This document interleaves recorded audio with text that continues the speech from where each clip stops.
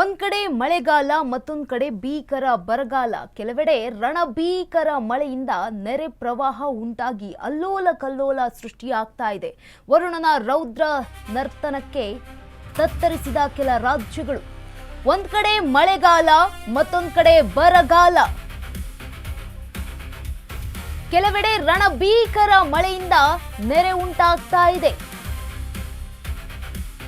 ಪ್ರವಾಹ ಉಂಟಾಗಿ ಅಲ್ಲೋಲ ಕಲ್ಲೋಲ ಕೂಡ ಸೃಷ್ಟಿಯಾಗ್ತಾ ಇರುವಂಥದ್ದು. ವರುಣನ ರೌದ್ರ ನರ್ತನಕ್ಕೆ ತತ್ತರಿಸಿದ ಕೆಲ ರಾಜ್ಯಗಳು. ಜಲಪ್ರಳಯಕ್ಕೆ ಅಪಾರ ಹಾನಿ, ಸಾವು ನೋವು ಕೂಡ ಸಂಭವಿಸಿದೆ. ಧಾರಾಕಾರ ಮಳೆ ಹಿನ್ನೆಲೆ ಗ್ರಾಮಗಳಿಗೆ ಜಲ ದಿಗ್ಬಂಧನ ಕೂಡ ಹಾಕಲಾಗಿದೆ ವರುಣ ದೇವನಿಂದ. ಒಡಿಶಾ, ಅಸ್ಸಾಂ ಸೇರಿ ಹಲವು ರಾಜ್ಯಗಳು ಈಗ ಶೇಕ್ ಆಗ್ತಾ ಇದೆ. ಇತ್ತ ಕರ್ನಾಟಕದ ಕೆಲವೆಡೆ ಮಳೆ, ಇನ್ನೊಂದು ಕಡೆ ಬರ. ಈಗಾಗಲೇ ಅರ್ಧ ಮಳೆಗಾಲ ಅಂತ್ಯ ಆಗಿದೆ. ಆದ್ರೂ ಕೂಡ ಬರದ ಛಾಯೆ ಮುಂದುವರಿತಾ ಇರುವಂತದ್ದು ಕರ್ನಾಟಕ ರಾಜ್ಯದಲ್ಲಿ. ವಾಡಿಕೆಯಷ್ಟು ಬಾರದ ಮಳೆ ರೈತರು ಹಾಗೆ ಜನರಿಗೆ ಆತಂಕ ಈಗ ಮನೆ ಮಾಡ್ತಾ ಇರುವಂತದ್ದು. ಮುಂಗಾರು ಹಂಗಾಮಿನಲ್ಲಿ 13% ಮಳೆ ಕೊರತೆ ಉಂಟಾಗಿದೆ. ಈಗ ಎರಡನೇ ಭಾಗದಲ್ಲೂ 94% ಮಳೆ ಸಾಧ್ಯತೆ. ಹೀಗಾಗಿ ತಲೆ ಮೇಲೆ ಕೈ ಹೊತ್ತು ಕೂತ ಅನ್ನದಾತರು. ಒಂದ್ ಕಡೆ ಮಳೆಗಾಲ ಮತ್ತೊಂದ್ ಕಡೆ ಬರಗಾಲ. ಇದೀಗ ಕೆಲವೆಡೆ ರಣಭೀಕರ ಮಳೆಯಿಂದಾಗಿ ಅಲ್ಲೋಲ ಕಲ್ಲೋಲ ಕೂಡ ಸೃಷ್ಟಿಯಾಗ್ತಾ ಇರುವಂಥದ್ದು. ಪ್ರವಾಹ ಉಂಟಾಗಿ ಅಲ್ಲೋಲ ಕಲ್ಲೋಲ ಸೃಷ್ಟಿಯಾಗ್ತಾ ಇದೆ ಭಾರತದ ಹಲವು ರಾಜ್ಯಗಳಲ್ಲಿ.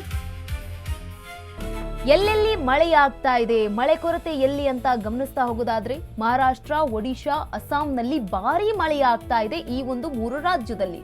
ಕರ್ನಾಟಕ, ತಮಿಳುನಾಡು, ತೆಲಂಗಾಣದಲ್ಲೂ ಕೂಡ ಮಳೆಯ ನಿರೀಕ್ಷೆ ಇಲ್ಲ. ಬಿಹಾರ ಹಾಗೆ ಹರಿಯಾಣ, ಉತ್ತರ ಪ್ರದೇಶ ಜೊತೆಗೆ ಕೇರಳ, ಮೇಘಾಲಯದಲ್ಲೂ ಕೂಡ ಮಳೆ ಕೊರತೆ ಕಂಡು ಬಂದಿದೆ. ಜಮ್ಮು ಕಾಶ್ಮೀರ, ಉತ್ತರಾಖಂಡ್, ಗುಜರಾತ್ನಲ್ಲಿ ಹೆಚ್ಚಿನ ಪ್ರಮಾಣದಲ್ಲಿ ಮಳೆಯಾಗ್ತಾ ಇದೆ. ಮಹಾರಾಷ್ಟ್ರ, ಒಡಿಶಾ, ಅಸ್ಸಾಂನಲ್ಲೂ ಕೂಡ ಭಾರೀ ಮಳೆಯಾಗ್ತಾ ಇರುವಂತದ್ದು. ಜನಜೀವನ ಅಸ್ತವ್ಯಸ್ತ ಆಗ್ತಾ ಇದೆ. ಇತ್ತ ಕರ್ನಾಟಕ ಹಾಗೆ ತಮಿಳುನಾಡು, ತೆಲಂಗಾಣ ಜೊತೆಗೆ ಬಿಹಾರ, ಹರಿಯಾಣ, ಉತ್ತರ ಪ್ರದೇಶ ಇಲ್ಲಿ ಮಳೆಯಾಗ್ತಾ ಇಲ್ಲ. ಇನ್ನು ಮುಂದುವರೆದ ಭಾಗವಾಗಿ ಕೇರಳ, ಮೇಘಾಲಯದಲ್ಲೂ ಕೂಡ ಮಳೆಯ ಕೊರತೆಯನ್ನ ಅನುಭವಿಸ್ತಾ ಇರುವಂತದ್ದು ಅನ್ನದಾತರು. ಒಂದ್ ಕಡೆ ನೋಡಿ ಮಳೆ ಹೆಚ್ಚಾಗಿದ್ರೆ ಇನ್ನೊಂದ್ ಕಡೆ ಮಳೆ ಕಡಿಮೆ ಆಗ್ತಾ ಇರುವಂತದ್ದು. ಉತ್ತರ ಭಾರತದ ಭಾಗದಲ್ಲಿ ಹೆಚ್ಚಿನ ಪ್ರಮಾಣದಲ್ಲಿ ಮಳೆ ಆಗ್ತಾ ಇದ್ರೆ ದಕ್ಷಿಣ ಭಾರತದ ಒಂದಷ್ಟು ರಾಜ್ಯಗಳಲ್ಲಿ ಮಳೆಯ ಕೊರತೆ ಕಡಿಮೆ ಆಗ್ತಾ ಇದೆ. ಮಹಾರಾಷ್ಟ್ರದಲ್ಲಿ ಹೆಚ್ಚಿನ ಮಳೆ ಆಗ್ತಾ ಇದ್ರೆ ಇತ್ತ ಕರ್ನಾಟಕಕ್ಕೆ ಬರ ಒಂದ್ ಕಡೆ ಆಗಿದ್ರೆ ಇನ್ನು ಮಹಾರಾಷ್ಟ್ರದಲ್ಲಿ ಹೆಚ್ಚಿನ ಪ್ರಮಾಣದಲ್ಲಿ ಮಳೆ ಆಗ್ತಾ ಇರೋದ್ರಿಂದ ಇನ್ನು ಕರ್ನಾಟಕದ ಏನು ಬೆಳಗಾವಿ, ಅಥಣಿ ಈ ಒಂದು ಭಾಗದಲ್ಲಿ ಪ್ರವಾಹದ ಪರಿಸ್ಥಿತಿ ಉಂಟಾಗಿದೆ. ಪ್ರವಾಹ ಉಂಟಾಗಿ ಅಲ್ಲೋಲ ಕಲ್ಲೋಲ ಸೃಷ್ಟಿಯಾಗ್ತಾ ಇರುವಂತದ್ದು ಈ ಒಂದು ರಾಜ್ಯಗಳಲ್ಲಿ. ವರುಣನ ರೌದ್ರ ನರ್ತನಕ್ಕೆ ತತ್ತರಿಸಿರುವಂತದ್ದು ಕೆಲ ರಾಜ್ಯಗಳು. ಇನ್ನು ಜಮ್ಮು ಕಾಶ್ಮೀರ, ಉತ್ತರಾಖಂಡ ಹಾಗೆ ಗುಜರಾತ್ ಜೊತೆಗೆ ಮಹಾರಾಷ್ಟ್ರ, ಒಡಿಶಾ, ಅಸ್ಸಾಂನಲ್ಲೂ ಭಾರಿ ಮಳೆಯಾಗ್ತಾ ಇದೆ. ಇನ್ನು ಕರ್ನಾಟಕ, ತಮಿಳುನಾಡು, ತೆಲಂಗಾಣ, ಬಿಹಾರ, ಹರಿಯಾಣ, ಉತ್ತರ ಪ್ರದೇಶ ಜೊತೆಗೆ ಕೇರಳ, ಮೇಘಾಲಯದಲ್ಲಿ ಮಳೆಯ ಕೊರತೆಯನ್ನ ಎದುರಿಸ್ತಾ ಇರುವಂತದ್ದು ಅನ್ನದಾತರು.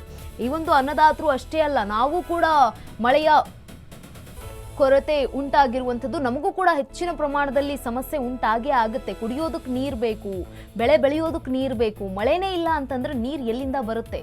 ಈಗಾಗಲೇ ಅರ್ಧದಷ್ಟು ಏನು ಮಳೆಯ ವಾಡಿಕೆ ಮುಗಿತಾ ಬಂದಿರುವಂಥದ್ದು. ಮಳೆಗಾಲನೇ ಮುಗಿತಾ ಬರ್ತಾ ಇದೆ. ಅರ್ಧ ಇನ್ನೇನು ಸೆಪ್ಟೆಂಬರ್, ಇನ್ನ ಅಕ್ಟೋಬರ್ನಲ್ಲಿ ಮಾತ್ರ ಮಳೆಯಾಗುವಂಥದ್ದು. ಅದು ದೊಡ್ಡ ಮಳೆಗಳು. ಆ ಒಂದು ಮಳೆ ಬಂತು ಅಂತಂದ್ರೆ ಇನ್ನೇನು ಪರಿಸ್ಥಿತಿ ಉಂಟಾಗುತ್ತೋ ಈ ಒಂದು ಸೂಪರ್ ಎಲ್ನಿನೋ ಇಂದ ಗೊತ್ತಿಲ್ಲ. ಆದ್ರೆ ಈಗ ಎರಡನೇ ಭಾಗದಲ್ಲಿ ಮಳೆಯ ಪ್ರಮಾಣ ಎಷ್ಟಾಗುತ್ತೆ ಅನ್ನುವಂಥದ್ದು ಈಗ ತಲೆ ಮೇಲೆ ಕೈ ಹೊತ್ತು ಕುಳಿತಿರುವಂಥದ್ದು ಅನ್ನದಾತರು. ಒಂದ್ ಕಡೆ ಮಳೆಗಾಲ ಉಂಟಾಗಿದ್ರೆ ಮತ್ತೊಂದ್ ಕಡೆ ಬರಗಾಲ ಉಂಟಾಗ್ತಾ ಇರುವಂಥದ್ದು. ಕೆಲವೆಡೆ ರಣಭೀಕರ ಮಳೆ ಆಗ್ತಾ ಇದೆ ಬಿಡಿ, ಇಲ್ಲ ಅಂತ ಅಲ್ಲ.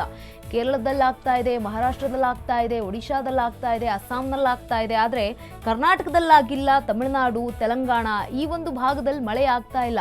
ಇನ್ನು ನಮ್ಮ ಕರ್ನಾಟಕದ ಪರಿಸ್ಥಿತಿ ಅಂತೂ ಹೇಳೋದಕ್ಕೆ ಹೋಗೋದೇ ಬೇಡ ಅನಿಸುತ್ತೆ. ಅಷ್ಟರ ಮಟ್ಟಿಗೆ ಮಳೆನೇ ಇಲ್ಲ. ಮಳೆ ಇಲ್ಲ ಅಂತ ನಾವು ಬಡ್ಕೊಳ್ತಾ ಇದೀವಿ. ಆದ್ರೆ ಪಕ್ಕದ ರಾಜ್ಯದವರು ಮಳೆ ಇಲ್ಲ ಅಂದ್ರೂ ಪರವಾಗಿಲ್ಲ, ನೀರು ಕೊಡಿ ಅಂತ ನಿಂತಿದ್ದಾರೆ.